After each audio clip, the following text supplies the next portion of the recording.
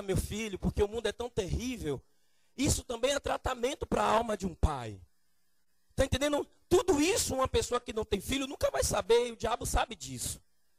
Entendeu? Imagine então quando você nasce na presença de Deus, a alegria do seu pai de te carregar no braço e dizer assim para você: você é extremamente meu, você é responsabilidade minha, nada vai acontecer contra você, porque eu vou te guardar, te proteger, porque eu sou o teu pai e eu se chamo Jesus Cristo. Amém? Aplauda o nome dele porque ele merece, ele é digno. Deus maravilhoso. Você é responsabilidade do seu pai, completamente. Se atentamente ouvires a voz do Senhor teu Deus, e guardares o todo teu mandamento, as bênçãos de Deus virão sobre você. Essa é a vontade de Deus para os filhos dele. Olhe como é terrível quem tem filho. Seu filho fez algo errado, você castiga, mas castiga porque é o certo castigar, mas com o coração apertado, não é verdade? Poxa, mas tem que fazer. E muitas das vezes o pai é tido como padrasto por causa do comportamento dos filhos.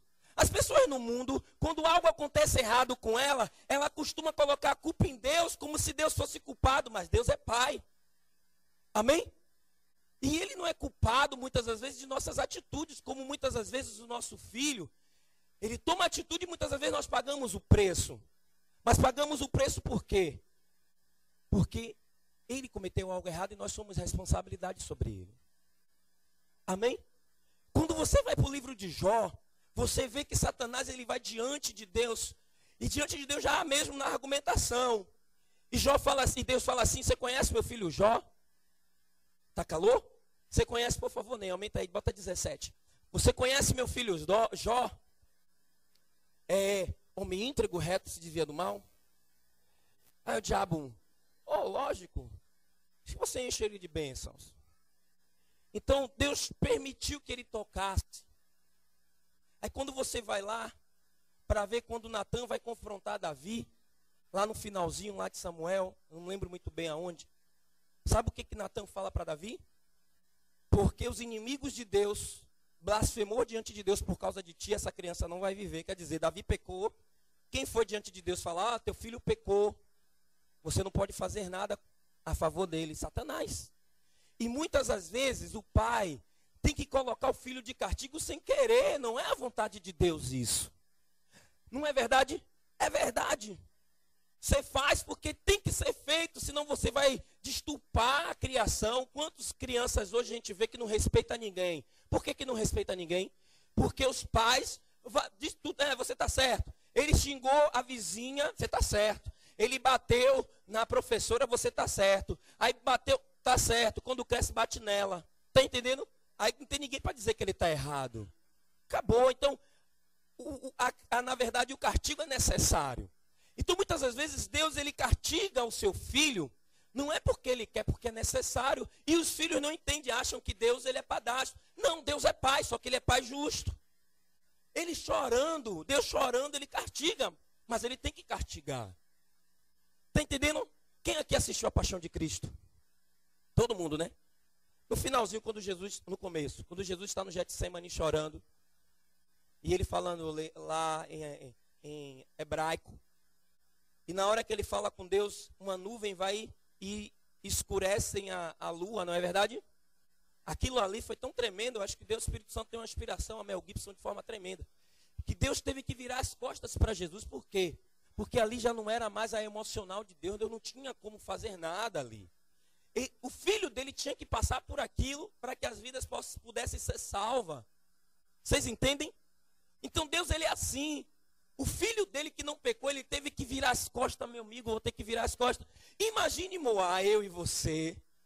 Imagine eu e você pecadores. Então, muitas das vezes a mão de Deus pesa por atitude nossa. E sabe o que eu falei para os 12 de manhã?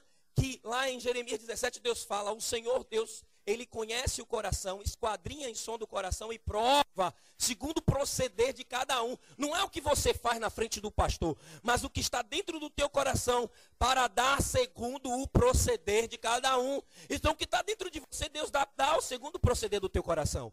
E a verdade é que tem muitos filhos que não são legítimos, ilegítimos na igreja, e ficam cobrando de Deus uma coisa que não é. Para você estar diante de Deus como filho, você tem que ser legítimo. Sem brecha, santo, íntegro, para que você possa ter intimidade. Imagine um filho que faz tudo errado e está cobrando do pai: meu pai, eu quero. Meu irmão, tome vergonha na cara, você nem merece. Mas aqueles que merecem, não é assim, a gente não tem esse costume, passou de ano, a gente dá o quê? Uma bike, um videogame, um PlayStation, porque passou de ano, perdeu de ano, tem alguma... Hoje nem tem nem mais isso. Perdeu, passou de ano, um dadão assim mesmo. Eu fui falar com uma mãe: rapaz, seu filho perdeu de ano, ela brigou comigo, porque ela deu um PlayStation a ele, mesmo ele perder de ano. Então, é a criação dela, problema dela, não posso fazer nada por ela, mas Deus não é assim. Amém? Quem é filho de Deus tem o DNA de Deus. É como eu falei, Isaac parece comigo, ele tem meu DNA. Ninguém pode dizer que ele não é meu filho. Quem é filho de Deus tem o DNA de Deus. E o que é o DNA de Deus? O Espírito Santo de Deus é o DNA na vida do verdadeiro cristão. Porque o Espírito Santo, quando ele entra na vida de um cristão, ele transforma a vida do cristão. Ele começa a ter atitudes diferentes do que ele tinha. E aí vem os frutos do Espírito. Frutos do Espírito, Gálatas 5 fala. Frutos do Espírito, quer dizer, aquilo que é gerado através do Espírito Santo, que é longanimidade, benignidade, domínio próprio. Longanimidade é você, a pessoa está ali tirando, está pisando no teu pé e você segurando o teu controle contra a tua natureza. É a pessoa te criticar, é a pessoa ir contra você e você perdoar. Eu coloquei no Facebook essa semana, Lucas, se eu não me engano 7, que fala assim: Jesus, se teu irmão pecar contra você 7 vezes no dia, e durante 7 vezes ele vir até você te pedir perdão, 7 vezes perdoará o seu irmão. Imagine, eu peguei assim, errei com Isaías, errei com ele, daqui a pouco, rapaz, errei com Isaías, chega de novo: ô Isaías, me perdoe, meu irmão, toma aqui. Daqui a pouco eu erro de novo. É muita cara de pau, ninguém peca contra o irmão 7 vezes no dia. Pega e vai lá de novo 7 vezes pedir perdão. Quem tem o Espírito Santo consegue perdoar sem deixar a mágoa entrar no coração. Guarda o coração, mesmo quando a pessoa ela é injusta contra você. E isso é um fruto do Espírito. Então, longanimidade, benignidade é ser bondoso. Amém? É você amar as pessoas, amar os necessitados. Não amar apenas o que te ama, o que Jesus fala. Que galardão tem? Olha como é estreito o evangelho, gente. Que galardão tem você amar quem você ama? Ame quem te odeia. Terrível é isso. Não é verdade? Terrível é essa palavra. Meu Deus, aquela pessoa quer te matar, Etienne. E você te ama, meu irmão. Você me ama nada. E você te ama, meu irmão. E os cristãos, os mundanos não acreditam nisso, não. Você falar com um homem e falar para o outro: eu te amo. Ih, rapaz, esse negócio é estreito aí, viu? Esse cara aí, ele é gilete. É verdade. Mas para o cristianismo é tão normal. Não é verdade? A gente se abraça, dá beijo no rosto do outro irmão, oráculo santo, sem maldade, porque nós somos irmãos em Cristo. É verdade. Mas o mundano vê isso, misericórdia. Às vezes eu sou tão acostumado a abraçar, gente. Eu gosto muito porque o abraço tem um simbolismo. Quando você abraça, seu peito está sobre o coração do outro irmão. Isso transmite segurança. E eu tenho isso, aqui na igreja a gente se abraça normal. Aí no mundo a gente tem esse costume, aí vai abraçar, o mundano não. Não é verdade? Eu sou homem, viu, meu irmão? Não me abrace, não. É uma maldade terrível. Então, o fruto do Espírito é um DNA. O Espírito Santo é um DNA para aqueles que são verdadeiramente filhos de Deus. Pastor, eu falo em línguas. Eu tenho o Espírito Santo, meu irmão, aí é meio complicado. O que define o Espírito Santo na vida de um cristão é uma única coisa: os frutos. Quem tem o Espírito Santo, todos que têm o Espírito Santo têm o fruto do Espírito. Mas nem todos que falam em língua têm o Espírito Santo. Vocês entenderam ou ficou muito complicado?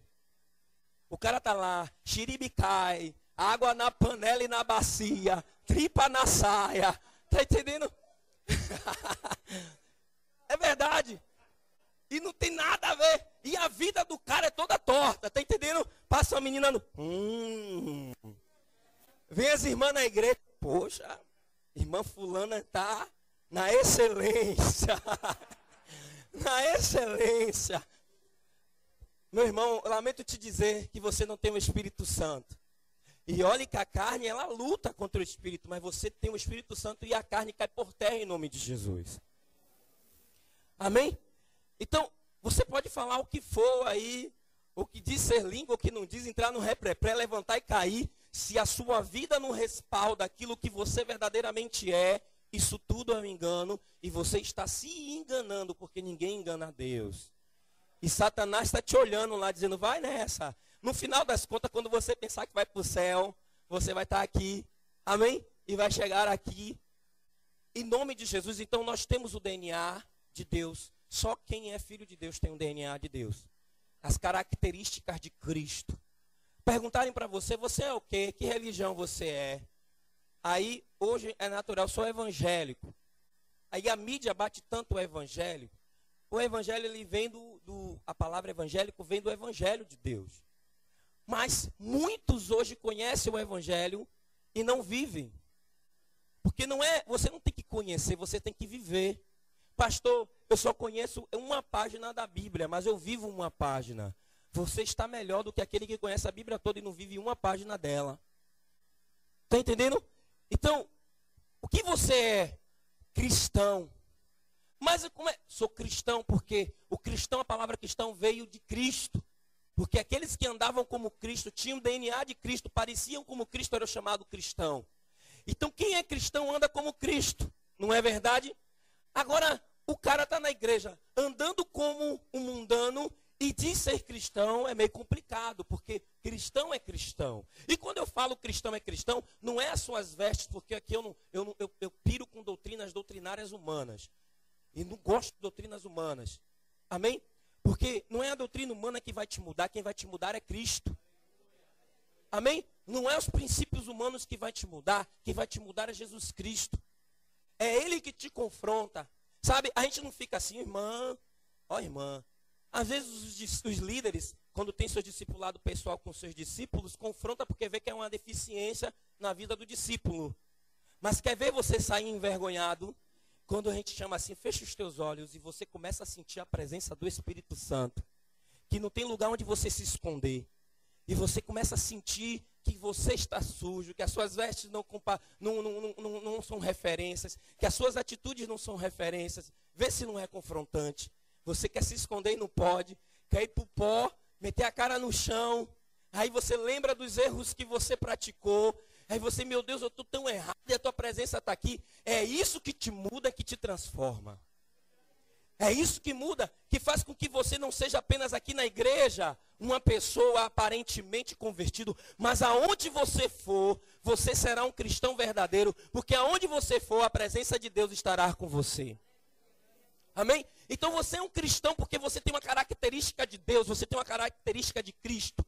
Amém? Então todo filho de Deus tem um DNA de Deus, que é o Espírito Santo de Deus.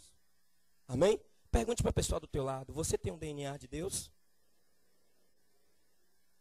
Amém? O segundo ponto de um verdadeiro filho de Deus é privilégios, como eu falei. Os filhos de Deus têm privilégios. Vai aonde ninguém vai. Filho tem a chave. Amém? Agora você vai em uma casa, Jai, em que tem aquele filho que, você sabe, né? Infelizmente, vamos dizer assim, se envolveu com drogas e aí você não pode deixar nada lá. Que aí, ó, não é verdade? Aí você vai no quarto do pai, o que que tem lá? Um guarda-roupa com o quê? 7 chaves. São 7, não é nenhum. Porque botou um, ele conseguiu abrir e entrar. Está entendendo? E se tiver lá coisas valiosas, ainda tem mais. Mas vai em uma casa de um filho legítimo, um filho que obedece o pai. Você encontra alguma chave? As portas estão abertas, porque há privilégios para os verdadeiros filhos. Aqueles que vivem a verdade. Você é filho de Deus, você tem privilégio, você entra no lugar onde ninguém entra, você vai no quarto do pai para desfrutar da presença do pai. Amém? Então o verdadeiro filho tem privilégios que outros não têm. Algumas pessoas ficam olhando para a gente buscar, e eu realmente faço algumas caras feias buscando, não estou nem aí para ninguém. Está entendendo?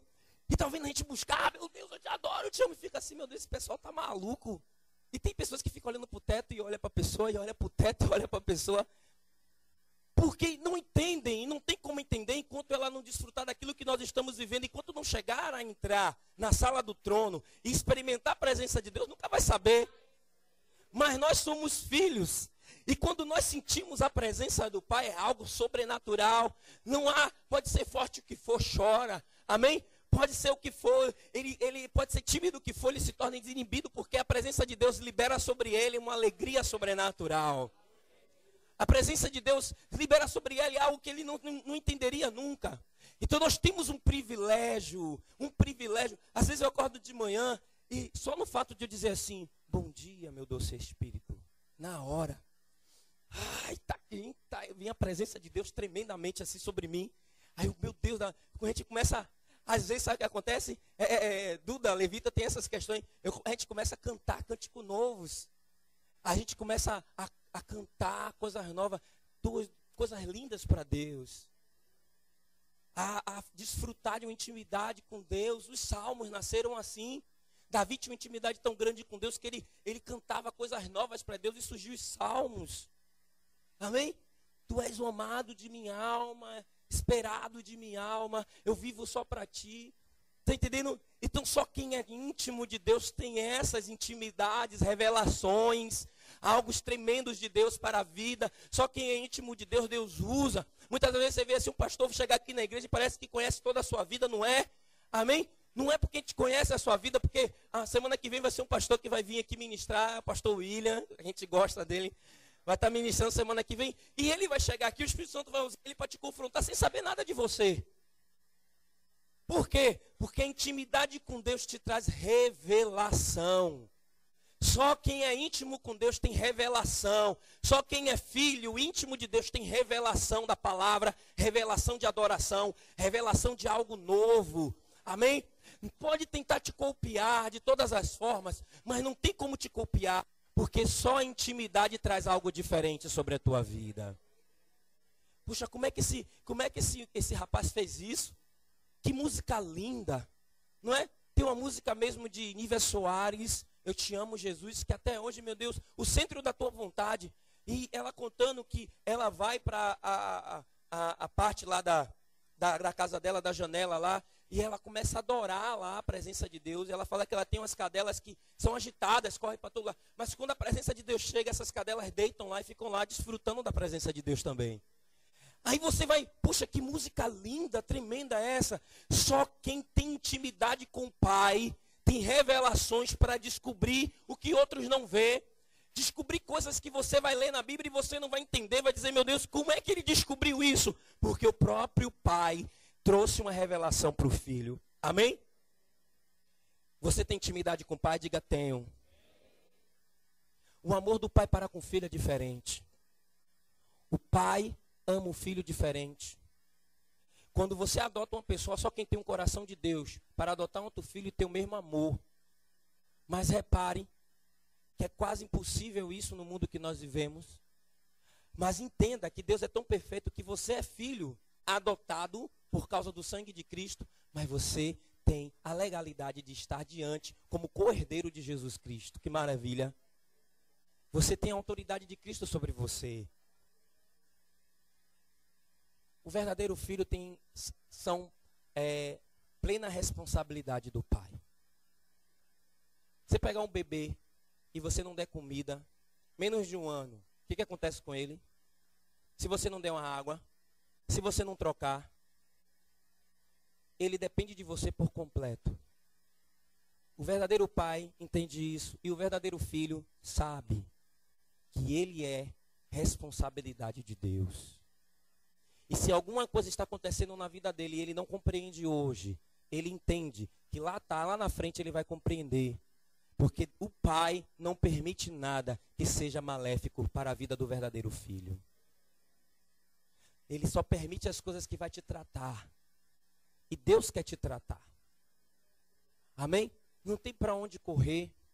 Os sentimentos do homem mudam. Quando ele tem poder, ele é arrogante. Quando ele não tem nada, ele é humilde. E quem criou o homem foi Deus e sabe da característica e do caráter do homem. E muitas das vezes Deus já falou com você 1, 2, 3 vezes e você não ouviu.